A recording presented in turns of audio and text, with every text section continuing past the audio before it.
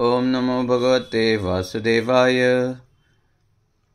आपण मुद्रा विषयामध्ये माहिती घेत होतो। नास्ति मुद्रा समम किंचित सिद्धिदम क्षितिमंडळे, अशा प्रकारे याचं वर्णन आपल्या शास्त्रांमध्ये केलं आहे। मुद्रा ह्या देवांना देखील आनंद देणाऱ्या असतात असं देखील म्हटलं जातं। आपण पंचमहाभूत आपल्या कोणकोणत्या बोटांवरती आहेत हे मागील व्हिडिओमध्ये पाहिलं होतं। ही जी 5 बोटं आहेत ही पंचतत्वांचं प्रतिनिधित्व करतात। अनामिका पृथ्वी तत्व, करंगळी आपतत्व म्हणजे जलतत्व, अंगठा हे तेज तत्व म्हणजे अग्नितत्व, ही तर्जनी आहे ती वायुतत्व किंवा प्राणतत्व, आणि हे जे मध्यमा म्हणजे मोठं बोट आहे, मधलं बोट आहे ते म्हणजे आकाश तत्व। ह्या वेगवेगळ्या तत्वांच्या वेगवेगळ्या जोडण्या करून आपण आपल्या शरीरातील वेगवेगळ्या तत्वांना नियमित करण्यामध्ये सक्षम होत असतो। पहिली आपण जी मुद्रा पाहिली ती आहे ज्ञान मुद्रा, म्हणजे अंगठ्याचं टोक आणि तर्जनीचं टोक एकमेकांना लावून अग्नी आणि वायू दोघांना एकमेकांशी जोडायचं, आणि आपल्याला अग्नीचं वर्धन करायचं असेल तर आपल्याला अग्निवर्धन करता येतं वायूच्या द्वारे। ही आहे ज्ञान मुद्रा।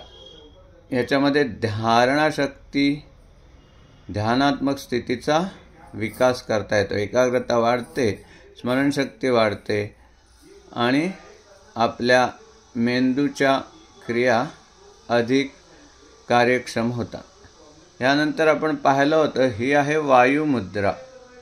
अंगठ्याच्या मुळाजवळ ह्या तर्जनीचं बोट लावायचं आणि अंगठ्याच्या द्वारे ह्या तर्जनीला थोडासा दाब देऊन ठेवायचा। ही आहे वायू मुद्रा। ह्याच्याद्वारे आपल्याला सगळ्या प्रकारच्या वातविकारांवरती नियंत्रण मिळवता येतं, म्हणजे अगदी पक्षाघात, कंपवात, सायटिका, गुडघा दुखणे, आर्थरायटिस इत्यादी, मान दुखणे, पाठीचे मणक्यामध्ये दुखणं, अशा प्रकारच्या व्याधी देखील आपल्याला यामुळे दूर करता येतात। त्याचबरोबर पुढची मुद्रा आहे ती म्हणजे शून्य मुद्रा।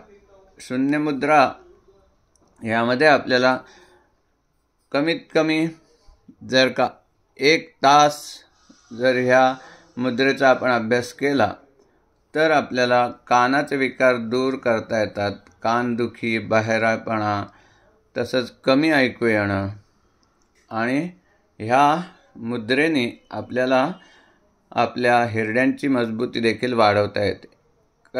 परंतु ही मुद्रा जी आहे शून्य मुद्रा, ही आपल्याला चालता फिरता तसेच जेवत असताना करायची नसते।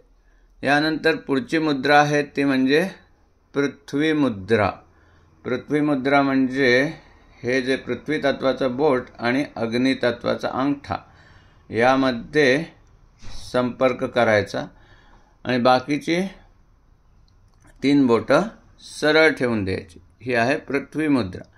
पृथ्वी मुद्रेमध्ये आपल्याला आपल्या शरीराचं वजन कमी अधिक करण्याची व्यवस्था आहे। जर का आपल्याला वजन वाढवायचं असेल तर अशा प्रकारे टोकं एकमेकाला जुळवून 3 बोटं सरळ ठेवायची। परंतु जर का आपल्याला वजन कमी करायचं असेल तर ही अनामिका अंगठ्याच्या मुळाशी लावायची आणि अंगठ्याने अनामिकाच्या मधल्या पेरावरती दाब द्यायचा।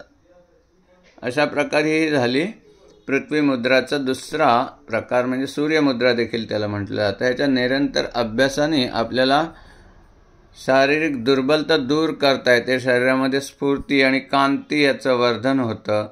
यानंतर आहे प्राणमुद्रा।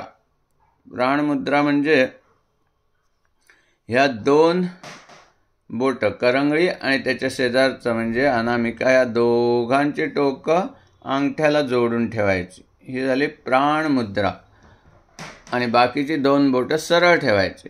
यामध्ये आपल्या शरीरातील सुप्त प्राणशक्तीचं जागरण होतं, शरीरामधली आरोग्य आणि ऊर्जा वाढवते. माणसांना जर का आळस येत असेल तर ह्या प्राणशक्ती मुद्रेने, प्राणमुद्रेने आपल्याला शरीरामध्ये उत्साह वाढवता येतो.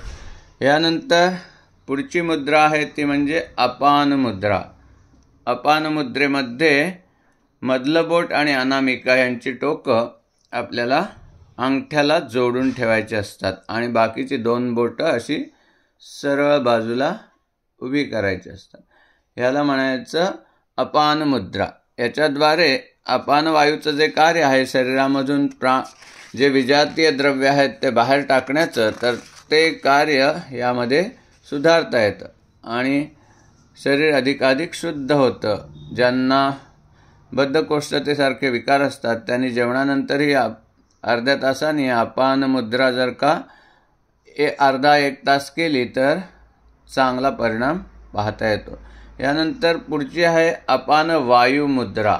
म्हणजे वायुमुद्रा करायची आणि अंगठ्याच्या टोकाला ही झाली वायुमुद्रा आणि अंगठ्याच्या टोकाला हे 2 बोटांची टोकं, जी अपान मुद्रेमध्ये आपण मध्यमा आणि अनामिका या 2 बोटांची टोकं अंगठ्याच्या टोकाला जोडून ठेवली आणि करंगळी सरळ उभी केली. ही झाली अपान वायुमुद्रा. याचा उपयोग हृदयरोगामध्ये अतिशय चांगला होतो. हृदयाची शक्ती आणि आरोग्य वाढतं. त्याचबरोबर ज्यांना हृदय आपलं अशक्त आहे असं वाटतं तर त्यांनी ही मुद्रा जर केली तर हृदयाचं बळ वाढतं आणि धैर्य देखील, पोटामध्ये वात संचय होतोय, त्याच्याने काही दुखतंय, छाती दुखतंय, पोट दुखतंय, तरी देखील हे जी अपान वायुमुद्रा आहे ती उपयुक्त आहे. यामध्ये डोकेदुखी देखील खूप कमी करता येते. तसंच आपण जर जिने चढताना आपल्याला दम लागायला लागला असेल तर तो लागणारा दम देखील या मुद्रेनंतर कमी करता येतो. यानंतर मगाशी आपण जी सूर्यमुद्रा पाहिली ती पुन्हा एकदा पाहूया. अनामिका टोक अंगठ्याच्या मुळाशी लावायचं आणि बाकीची 3 बोटं सरळ ठेवायची. यानंतर पाहूया आपण की वरुण मुद्रा.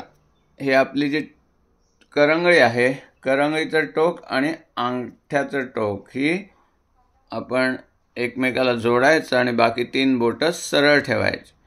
यामध्ये शरीरामध्ये पाणी जर का कमी झालं असेल, जलतत्वात शरीर सुख झालं असेल तर ते शरीर आपल्याला पाणीदार आणि तरतरीत करता येतं. आपली त्वचा चमकदार व्हायला ह्या मुद्रेमुळे लाभ होतो. अशा प्रकारे अनेक मुद्रा आहेत ज्याने आपण लाभ घेऊ शकतो, परंतु अधिक मुद्रा एका वेळेला सांगितल्यास आपल्याला लक्षात राहायला अवघड होतं. म्हणून आपण एवढ्याच मुद्रा आत्ता पाहूया. धन्यवाद. नमो नमः.